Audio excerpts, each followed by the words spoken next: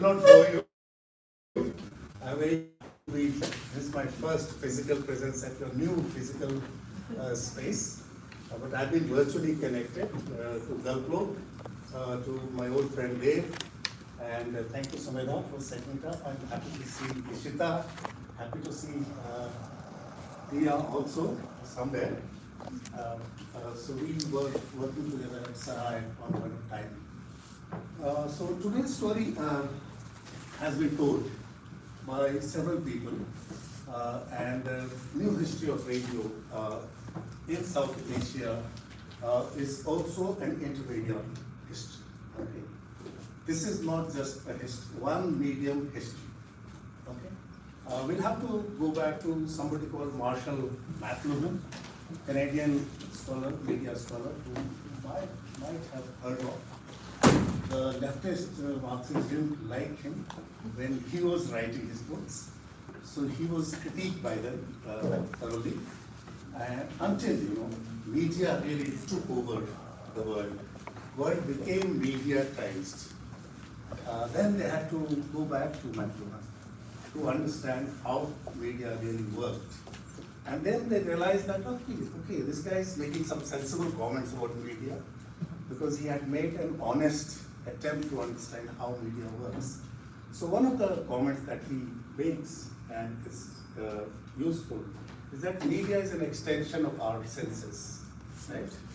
Eyes, touch, haptic, right? Touch. So all the senses that we have, media extends. Ears, listening,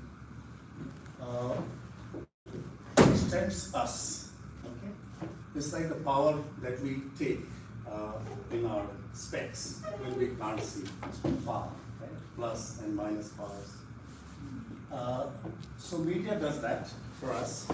But what he also suggested is that it's not just that the media is an extension of our bodies or senses, and therefore media is a sensorium in the words of later scholars. But media is also an extension of other media. Right? So cinema is there. It's a convergence media form because it is said to have included a whole lot of existing art forms. Writing, yes.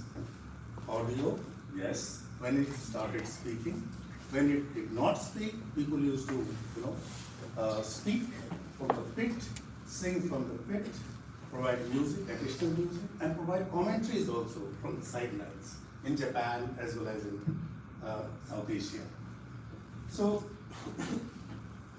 sound, but also so much of artwork, right? Whether it is urban art, whether it is painting.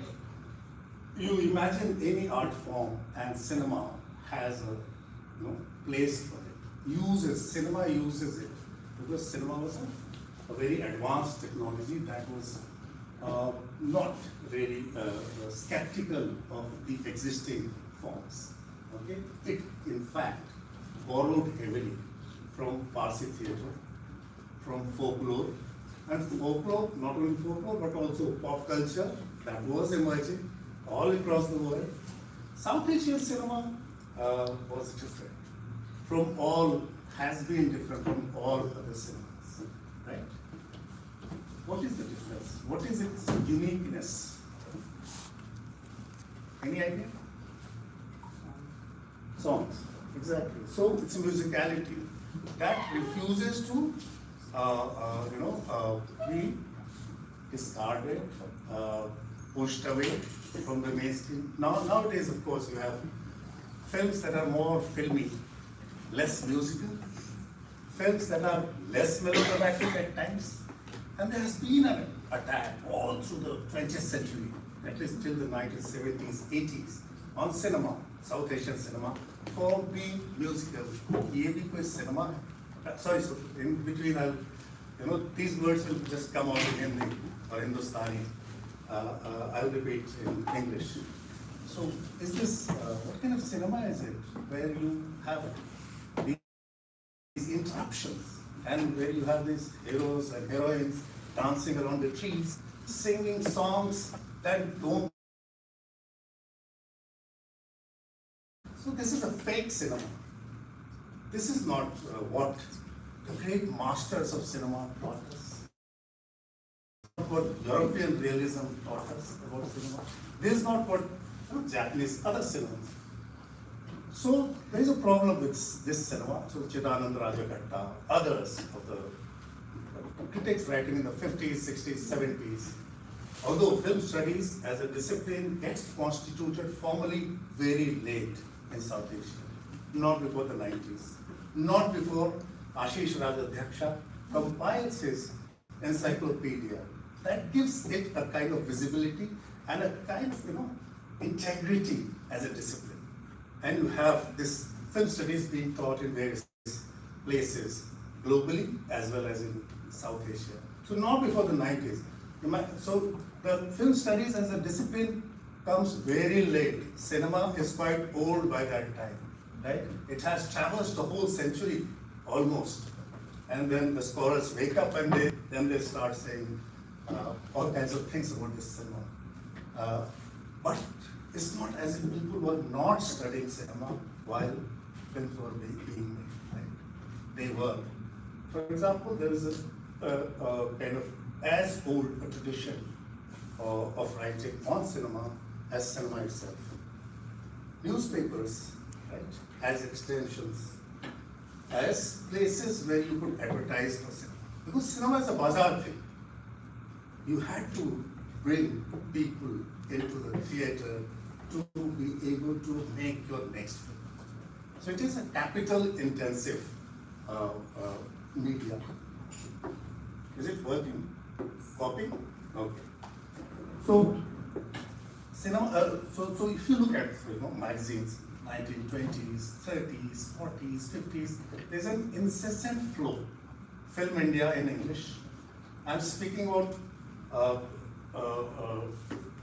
basically Indian experiences, but this is also India before it got divided. But then how then South Asia gets reconstituted not as a physical entity but as a virtual entity, right?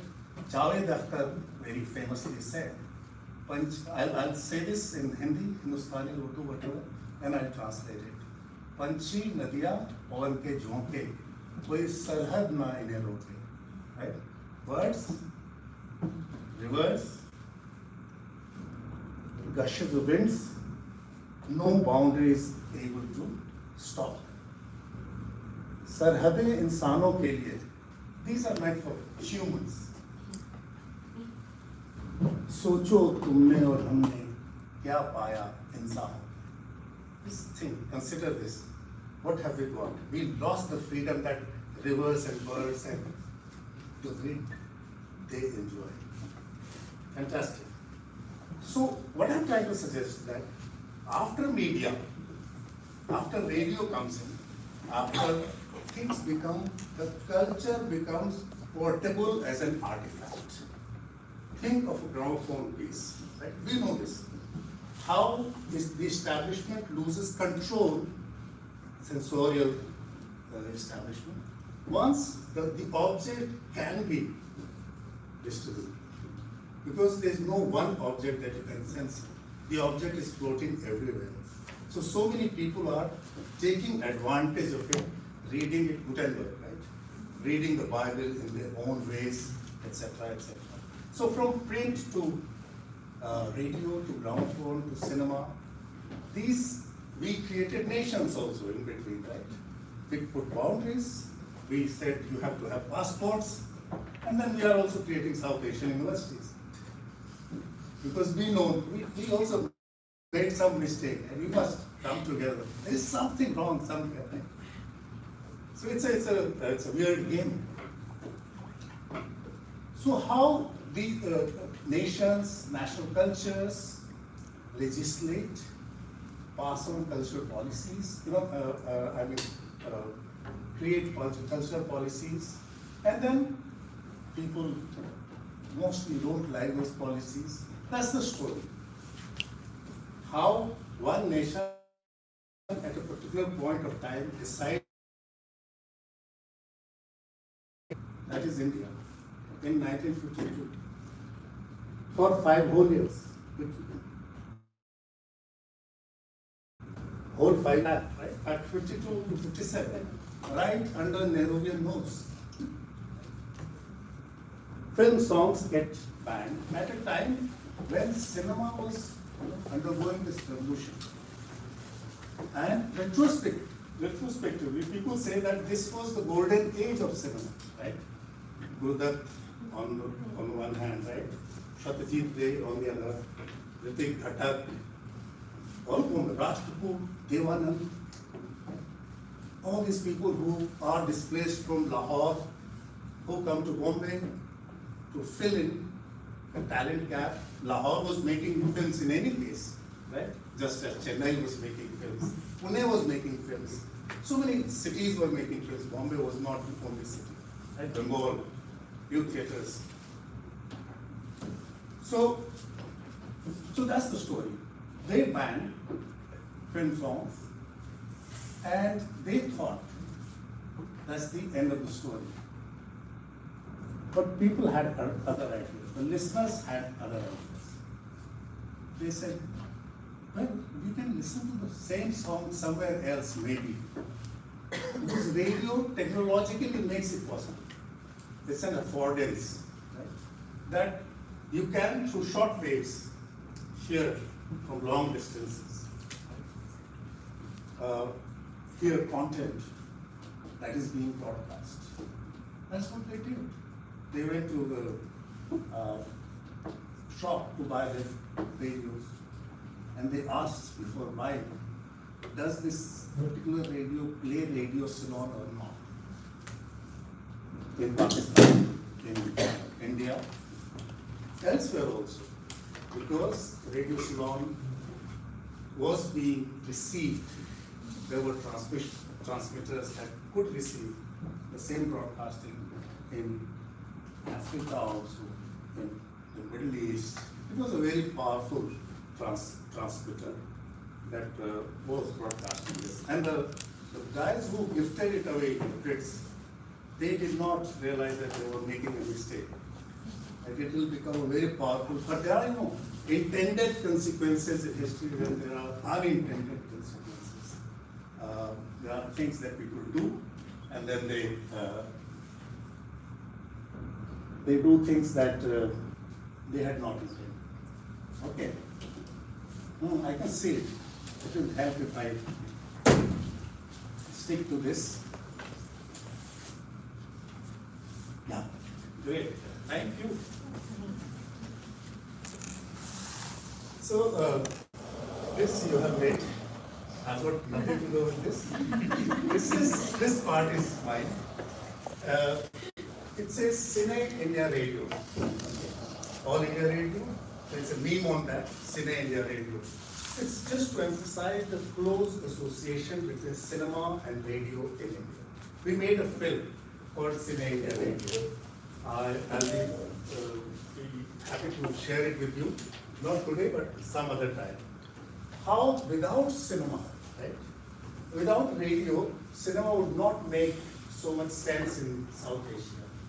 In fact, it would not travel as much as it did, in terms of distance, in terms of time also.